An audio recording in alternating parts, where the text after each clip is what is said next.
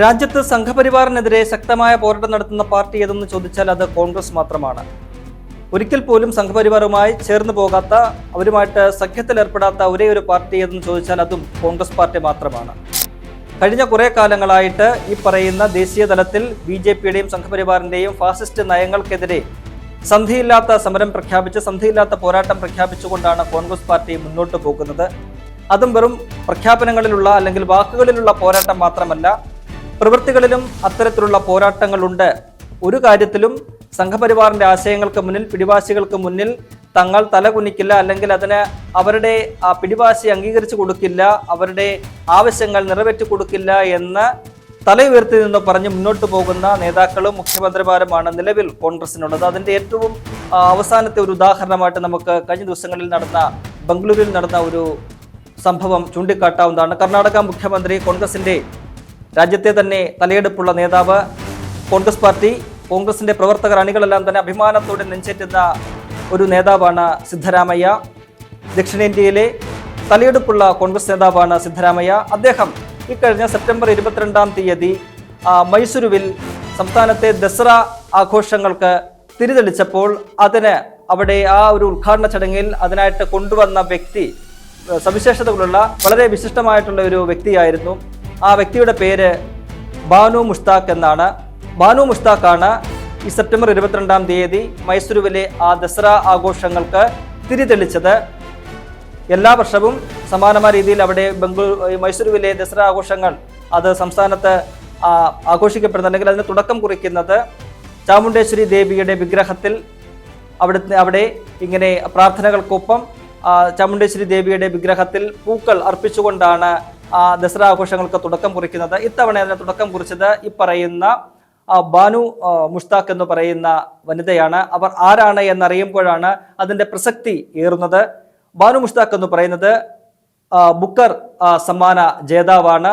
കർണാടകയിൽ ആദ്യമായിട്ട് ആ ഒരു പുരസ്കാരം നേടുന്ന എഴുത്തുകാരിയാണ്. വളരെ പ്രശസ്തയായ എഴുത്തുകാരിയാണ് ഈ ബാനു മുഷ്താഖ് എന്ന് പറയുന്നത്.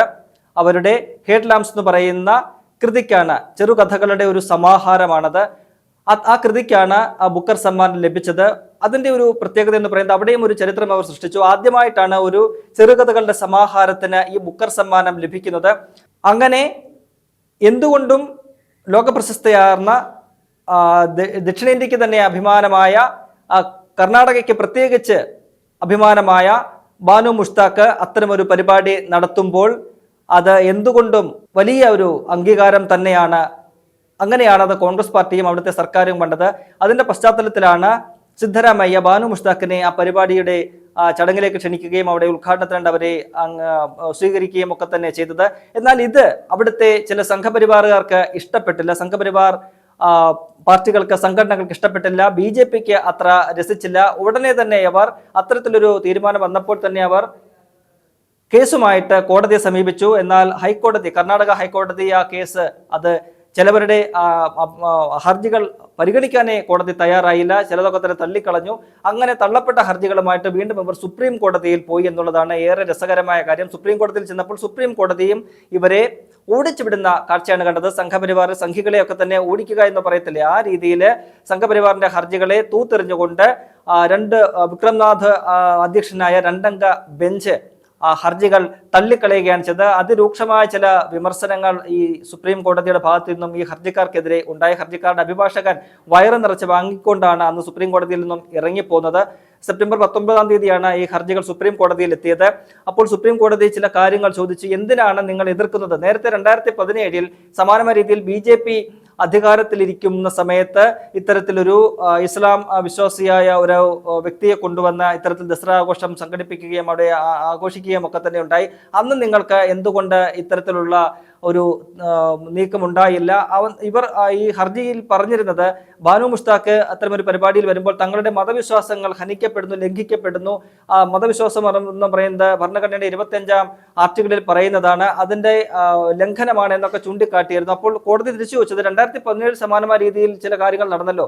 അന്ന് നിങ്ങളുടെ ഈ പറയുന്ന മതവിശ്വാസം ബന്ധപ്പെട്ട അധികാരമൊന്നും നിങ്ങൾക്ക് ലംഘിക്കപ്പെട്ടില്ല. അന്ന് നിങ്ങൾ എന്തുകൊണ്ട് കോടതിയെ സമീപിച്ചില്ല എന്ന് ചോദിച്ചപ്പോൾ ഇവർക്ക് ഉത്തരമില്ലാത്ത ഒരു സാഹചര്യമായിരുന്നു.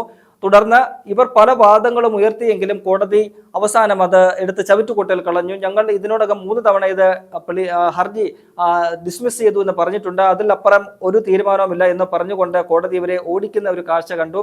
അങ്ങനെ ആ പോരാട്ടത്തിൽ, അവിടെ നിയമ പോരാട്ടത്തിൽ പോലും BJP അവിടെ സംഘപരിവാർ അവിടെ തോറ്റുപോകുന്ന കാഴ്ചയാണ് കണ്ടത്. ഇതിന് മുന്നിലൊന്നും മുട്ടുമടക്കാൻ സിദ്ധരാമയ്യയും അവിടുത്തെ കോൺഗ്രസ് സർക്കാരും തയ്യാറായില്ല എന്നാണ് ഏറെ പ്രധാനപ്പെട്ട കാര്യം.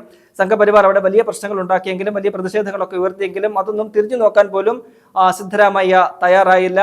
സിദ്ധരാമയ്യ നേരത്തെ നിശ്ചയിച്ച പോലെ 22-ാം തീയതി ഈ ബാനു മുഷ്താഖിനെ കൊണ്ട് തന്നെ ആ ചടങ്ങ് ഉദ്ഘാടനം ചെയ്യിച്ചു. ഉദ്ഘാടനം ചെയ്തുകൊണ്ട് ബാനു മുഷ്താഖ് പറഞ്ഞ കാര്യങ്ങൾ വളരെ പ്രസക്തമാണ്. തനിക്കെതിരായ പ്രതിഷേധങ്ങളെയൊക്കെ തന്നെ അവർ വളരെ സഹിഷ്ണുതയോടു കൂടിയാണ് അവർ അതിനോട് പ്രതികരിച്ചത്. ഇത്തരത്തിലുള്ള കാര്യങ്ങൾ എന്തിനാണ്, ഇത്തരത്തിലുള്ള ചടങ്ങുകളൊക്കെ തന്നെ ഒരു സമൂഹത്തിന്റെ മൈത്രിക്കും അല്ലെങ്കിൽ അവിടുത്തെ ഒരു മതേതരത്വത്തെയും ഒക്കെ തന്നെ വിളിച്ചോതുന്നതാണ്. അത്തരം സംഭവങ്ങളിലൊന്നും തന്നെ ഇത്തരത്തിലുള്ള പ്രതിഷേധങ്ങളുടെ ആവശ്യമില്ല. എല്ലാവരും ഒന്നിച്ച് പോകേണ്ടവരാണ്, ഒന്നിച്ച് ഒറ്റക്കെട്ടായിട്ട് മുന്നോട്ട് പോകണം. ഈ സമൂഹത്തിലും സ്പർദ്ധ വളർത്തുന്ന അല്ലെങ്കിൽ സമൂഹത്തിന്റെ ആ ഒരു ഹാർമണി തകർക്കുന്ന രീതിയിലുള്ള പ്രവർത്തനങ്ങൾ ആരുടെ ഭാഗത്തു നിന്നും ഉണ്ടാകരുത് ഉള്ള ചില സന്ദേശങ്ങളാണ് ഈ ബാനു മുഷ്താഖ് നൽകിയത്. അങ്ങനെ ആ പരിപാടി അവിടെ താൻ ഉദ്ദേശിച്ച രീതിയിൽ ബാനു മുഷ്താഖ് എന്ന് പറയുന്ന എഴുത്തുകാരിയെ കൊണ്ട് തന്നെ ഉദ്ഘാടനം ചെയ്യിപ്പിച്ച് അവിടെ തലയെടുപ്പോടെ നിൽക്കുകയാണ് സിദ്ധരാമയ്യ.